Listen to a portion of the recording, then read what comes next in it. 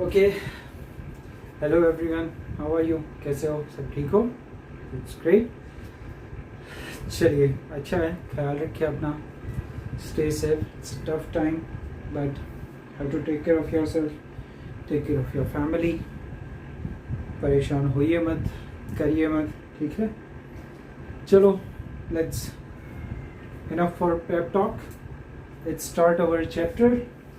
तो ये third class है इस चैप्टर की, that is part 3।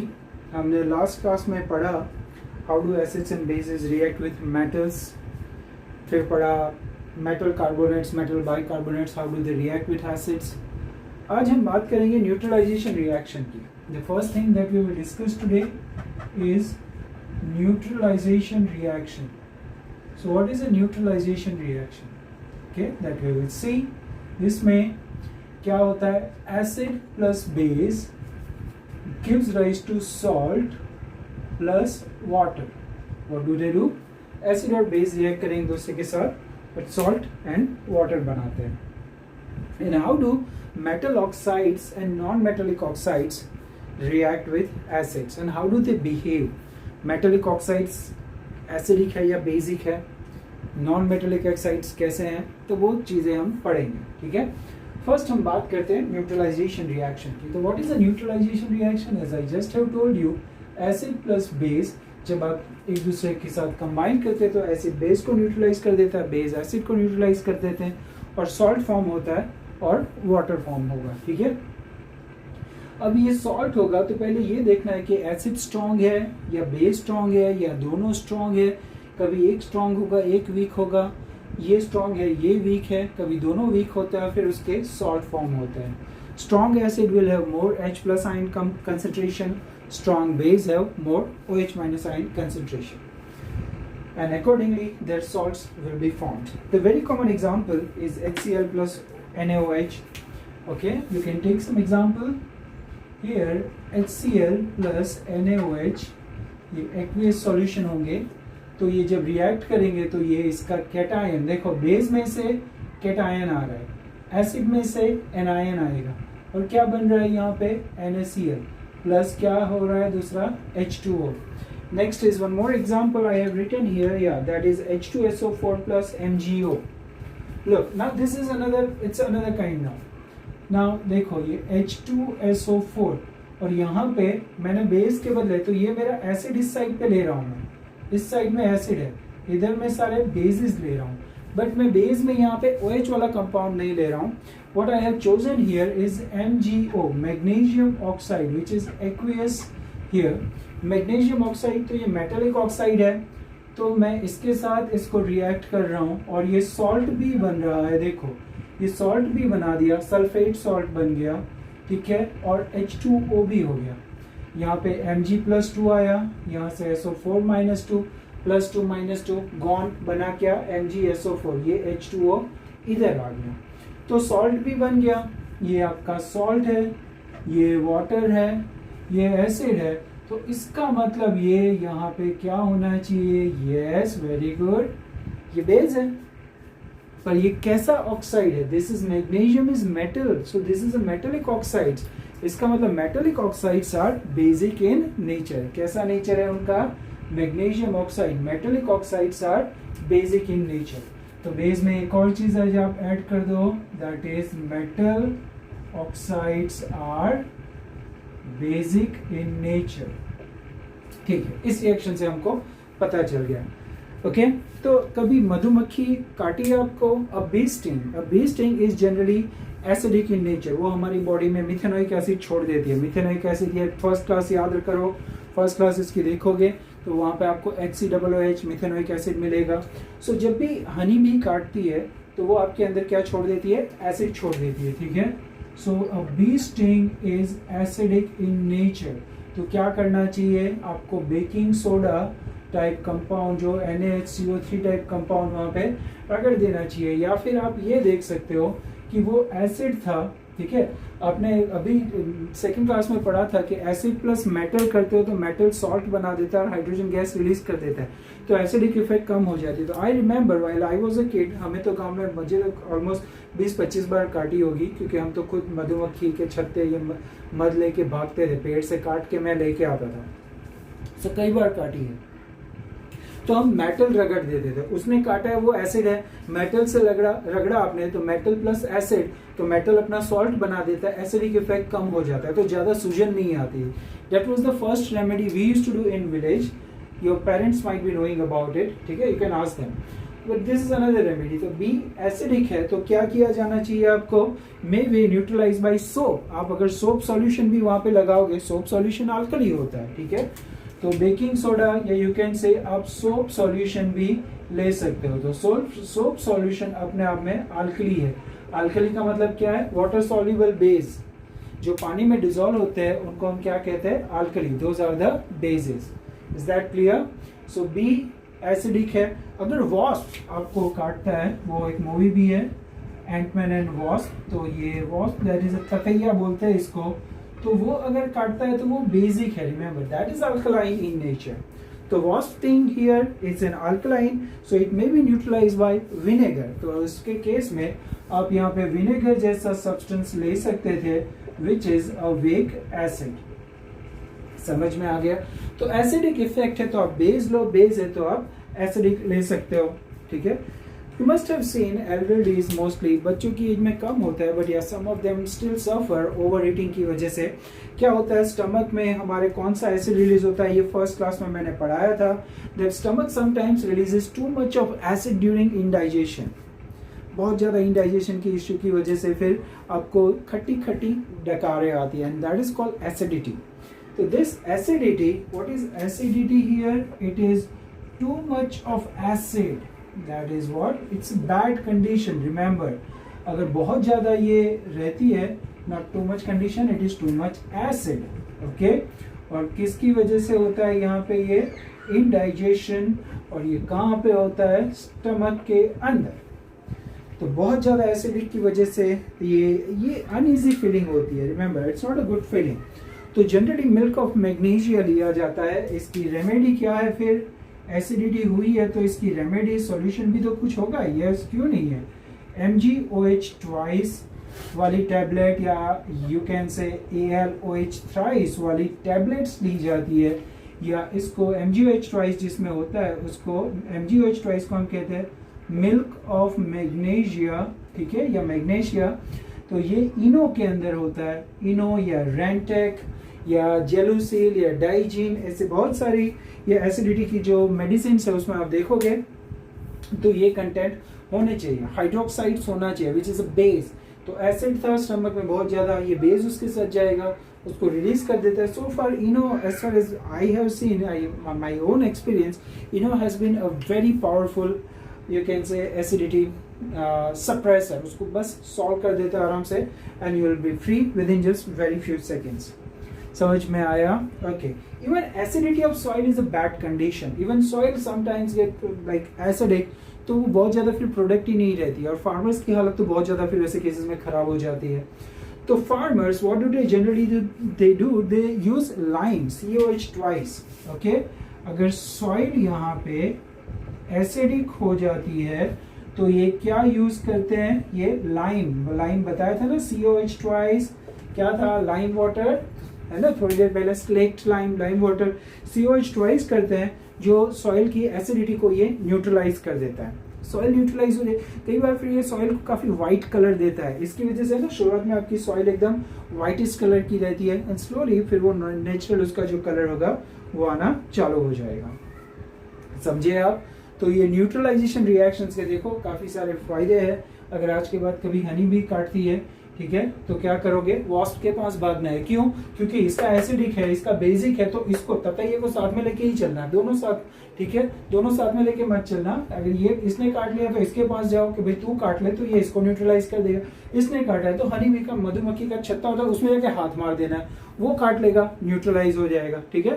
Don't do that, okay, go for this. अगर बेकिंग सोडा, सोप सॉल्यूशन इस केस में, दूसरे केस में विनेगर या वीक एसिड आप ले सकते हो, ठीक है।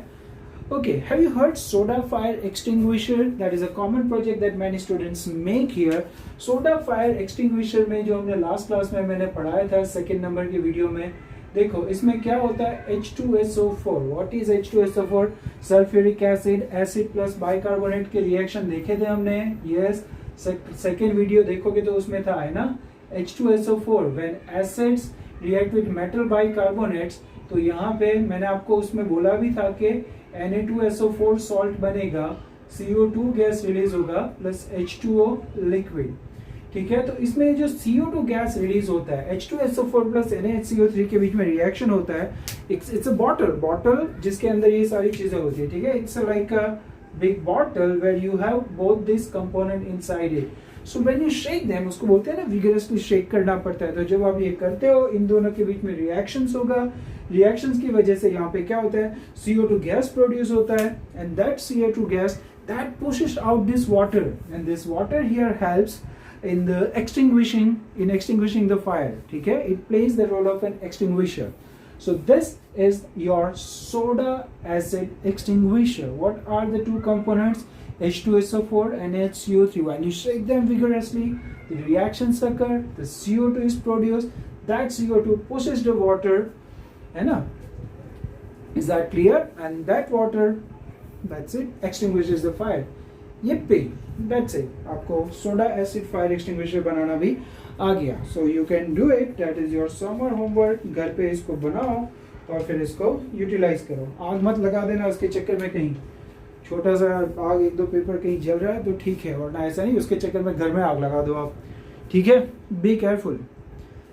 Is it understood? तो ये हो गई बात किसकी, न्यूट्रलाइजेशन रिएक्शन. न्यूट्रलाइजेशन रिएक्शन आपको पढ़ना है बाद में, और हम देखेंगे strong acid, weak base, weak acid, strong base, दोनों स्ट्रॉन्ग दोनों वीक, तो किस तरह के सॉल्ट्स होते हैं. Everything that you will see in the upcoming classes. And here it is. तो इसको बार बार आप स्क्रीनशॉट लेके रिवाइज कर सकते हो. Keep on taking the screenshot of the material. I write it on the board, though you can find it in the PDF format as well. I have sent you, few of you have already got this material. ठीक है, great. तो जो मैंने आपको बोला था कि metal oxides और नॉन मेटेलिक ऑक्साइड्स का बिहेवियर कैसा है वो हम अभी पढ़ सकते हैं.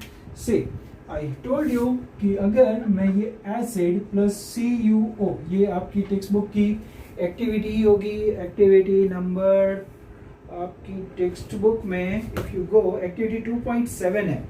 Activity 2.7 in your NCERT text book. इसके आगे वाला जो टॉपिक था that was activity 2.6.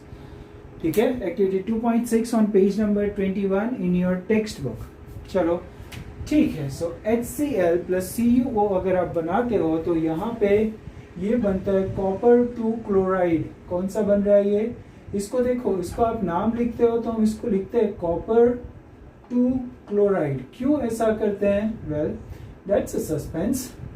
CuCl2 plus ये हो जाएगा H2O. तो ये 2 ये इक्वेशन मैंने बैलेंस कर दिया. क्यों Cu2 कॉपर 2 क्लोराइड लिखते हैं? क्योंकि कॉपर Cu+1 में भी अवेलेबल है, कॉपर Cu+2 में भी अवेलेबल है, या Cu2+. ठीक है, Cu+1 या 1+ या Cu+2 या 2+ लिखो आप. सो क्या मतलब है इसका कि ये दोनों ऑक्सीडेशन स्टेट शो कर रहा है. It has a variable valency. Similarly Fe+2 Fe+3 है ना.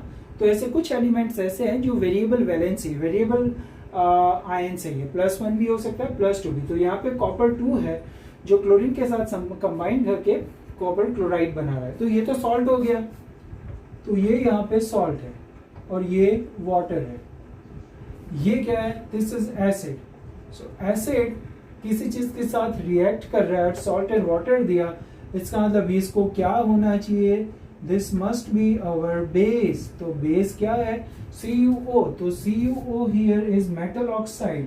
तो इससे क्या पता चला कि एसिड जब मेटल ऑक्साइड के साथ रिएक्ट करता है तो मेटल ऑक्साइड बेस की तरह बिहेव कर रहा है और सॉल्ट प्लस वाटर बनाने में मदद कर रहा है. इसका मतलब मेटल ऑक्साइड से बेसिलिक इन नेचर, ठीक है। थोड़ी देर पहले भी मैंने एक रिएक्शन लिया था, वो MgO वाला मेटल ऑक्साइड है ना, magnesium oxide, that was also a base. So इससे क्या पता चला, मैंने यहाँ पे लिखा था इससे पहले जब बोर्ड रब किया तो आपको देखना चाहिए था कि metal oxides they are basic in nature, they are base, ठीक है। तो that is one thing you must be very sure of after learning this activity 2.7 on page number 21, है ना। Now there are another compounds which may be acidic in nature. For example, you know the very common one, have you heard this SO2, फिर ये NO2, N2O, nitrogen के बहुत सारे compound है, NO है, NO2 है, N2O3 है, N2O4 है, N2O5 है। All this nitrogen dioxide और नाइट्रोजन के जितने भी ऑक्साइड्स है, they are all acidic in nature. Even this CO2 और कार्बन डाइऑक्साइड, देखो इसमें सल्फर ले लो या नाइट्रोजन ले लो या कार्बन ले लो, तीनों के तीनों कैसे है, यहाँ पे नॉन मेटल्स है। आप चाहे सल्फर लो, नाइट्रोजन लो या कार्बन लो, तीनों के तीनों नॉन मेटल्स है और ये उनके ऑक्साइड्स है। ऐसा कंपाउंड जिसमें नॉन मेटल और ऑक्सीजन है उसको हम कहेंगे नॉन मेटेलिक ऑक्साइड्स। तो नॉन मेटेलिक ऑक्साइड्स है ये, ठीक है। अब ये एटमॉस्फेयर में आपको पता है they are present in the atmosphere. ये सल्फर डाइऑक्साइड बहुत सारी कंपनीज पोल्यूशन में रिलीज कर रही है, CO2 दिन भर हम पोल्यूटेंट व्हीकल लेके घूमते ही रहते हैं, ठीक है। सो जब ये H2O, अब ये H2O what is this here, this rain में क्या होता है, H2O ही होता है ना, प्लस O2 एटमॉस्फेयर में जो ऑक्सीजन है, तो H2O plus O2 plus all of this combine, ये सब मिला के फिर जो नीचे आता है वो क्या होता है, एसिड रेन होती है अपनी, ठीक है। So actually it is H2SO3, first it is sulphurous acid और you might call it sulphuric acid. ये नाइट्रोजन के जो कंपाउंड होंगे वो यहाँ पे HNO3 फॉर्म करेंगे और ये H2CO3, H2CO3 का मतलब क्या है, carbonic acid. This you know is nitric acid है ना, HNO3, H2SO3 is sulphurous, SULPHUROUS and this here is nitric. ये तीनों के तीनों एसिड थे। अब देखो एसिड कहां से हो गया यार, पानी तो न्यूट्रल है, रेन H2O, ठीक है। O2 is it's not at least acidic. तो सल्फर डाइऑक्साइड, कार्बन डाइऑक्साइड, ये जो नाइट्रोजन डाइऑक्साइड या नाइट्रोजन के जो कंपाउंड्स है नॉन मेटेलिक ऑक्साइड्स, इसी में कुछ है, लोचा तो इसी में है, तभी जाके ये रेन आपकी जो एसिड रेन हो गई। Acid rain obviously is not good for health, not good for aquatic life specially, क्योंकि बारिश अल्टीमेटली होती है पानी ज्यादा समंदर नदी नालों में ही है। So even the fishes and all the aquatic life they are not happy with this very heavy or acidic rain here. तो this acidic rain में ये जब dissolve होते हैं और कई बार उनका pH, the power of hydrogen, the concentration of hydrogen here reduces to a significant extent और pH आपका less than 5.6 हो जाता है। So you know it's not good for whom, तो ये जो आपके नदी नालों के अंदर जो फिशेस है ये उनके लिए अच्छा नहीं है। तो फिर क्या होगा, they obviously will die, they cannot survive if the pH of this water, rain water is less than 5.6. if it goes into the river और बहुत ज़्यादा अगर पानी चला जाएगा नदी में ये रेन वाटर का, तो ये एक्वेटिक लाइफ का सर्वाइव करना काफ़ी ज़्यादा मुश्किल हो जाता है, ठीक है। सो क्या समझ आया आपको कि ये जो नॉन मेटेलिक ऑक्साइड्स है, non metallic oxides are acidic in nature. कैसे है ये, एसिडिक होंगे, समझ में आ गया। I can take one example here, look ये किसका रिएक्शन की बात कर रहे हैं हम, नॉन मेटेलिक ऑक्साइड्स प्लस अगर मैं बेस करता हूं तो क्या मिलना चाहिए अपने को, सॉल्ट प्लस वाटर मिलना चाहिए। Can I right one example, yes look ये CaOH ट्वाइस, ये क्या है, ये बेस है। When COH twice it react with CO2 that is carbon dioxide। याद आया ये स्लेक लाइन कार्बन डाइऑक्साइड वाला कि कार्बन कार्बोनेट्स और मेटल कार्बोनेट्स के साथ जब मेटल रिएक्ट कर रहा था तो क्या बन रहा था, CO2 रिलीज हो रहा था, CO2 plus H2O plus salt, that CO2 we pass to the slaked lime, फिर वो क्या बना था, प्रेसिपिटेट्स बने थे ना, CaCO3 प्लस H2O, तो देखो this is base plus something which gives you salt and water. ये CaCO3 कार्बोनेट सॉल्ट है, तो ये जो समथिंग हमने डाला है बेस में जो सॉल्ट प्लस वाटर देता है वो कैसा होना चाहिए था, it must be acidic and that is acidic. तो कौन है ये, कार्बन डाइऑक्साइड ही है ना, और carbon dioxide is a non metallic oxide. तो आप देखो ऑक्सीजन के साथ जो एलिमेंट है वो मेटल है या नॉन मेटल है। अगर नॉन मेटल है तो वो कैसा कंपाउंड होना चाहिए, एसिडिक होना चाहिए। और अगर मेटल है इस तरह से CuO MgO, देखो ये CuO MgO टाइप के जो कंपाउंड होंगे ये कैसे होंगे, ये मेटल के ऑक्साइड्स हैं। तो metallic oxides are base in nature and non metallic oxide, ये सबसे कॉमन जो एनवायरमेंटल के जो पोल्यूटेंट है ना, जो हमारे पर्यावरण के दुश्मन है, वही एसिडिक है। बारिश, acidic rain, not a good idea. CO2, SO2, NO2, nitrogen के तो बहुत सारे कंपाउंड्स है, ठीक है। सो ये सारे कैसे हैं, so this are the acid rain creator, ये विलन है सारे। तो यही हमारे फिशेस के लिए, एक्वेटिक लाइफ के लिए मुश्किल है, बेचारी मछलियाँ, ठीक है ना। ये तो ऐसे ही इनको कोई लेना देना ही नहीं है, तो ये फिशेस तो यहाँ पे अपनी बेचारी हो गई, ऐसे ही यहाँ पे मर गई। इनको कोई, इन्होंने तो कुछ नहीं किया था, जो भी किया वो ह्यूमंस ने ही किया है, ठीक है। Even acid rain is not good for the building, the Taj Mahal, all those and very क्या बोलेंगे एक्स्ट्रावेगेंट बिल्डिंग, बड़ी बड़ी पैसा खर्च करके लोग बनाते हैं, but ultimately acid rain is causing the damage into such precious and most expensive of the buildings. उनका कलर चेंज हो जाता है, व्हाइट मार्बल वाली बिल्डिंग है तो उनका कलर भी येलोइश टाइप में, करोजन और वो सारी, because acids are anti corrosive in nature, तो वो सारे कहीं ना कहीं रोल प्ले करते हैं and they play the destructive role. समझ में आ गया, ठीक है। तो आज इसको यहीं तक रखेंगे, तो 3 क्लासेस हो गई है इसकी। नेक्स्ट क्लास में हम बात करेंगे जो नेक्स्ट टॉपिक है, ठीक है। नेक्स्ट टॉपिक हमारे जो आगे पढ़ेंगे हम कि एसिड एंड बेस सब में कॉमन क्या होता है। आपको पता है कि एसिड में H+ कॉमन है, बेस में OH- कॉमन है सॉरी। तो जब एसिड को आप इलेक्ट्रिसिटी उसमें पास करोगे तो उसका आयनाइजेशन हो जाता है, कैटायन अलग हो जाएगा, एनायन अलग हो जाएगा, they both move in the opposite direction and current gets constituted, ठीक है, etc etc, that we'll talk in the last class. 2 more classes and that's it, your chapter will be over. Is that clear? Great, thank you. Now keep studying, keep revising. Thank you.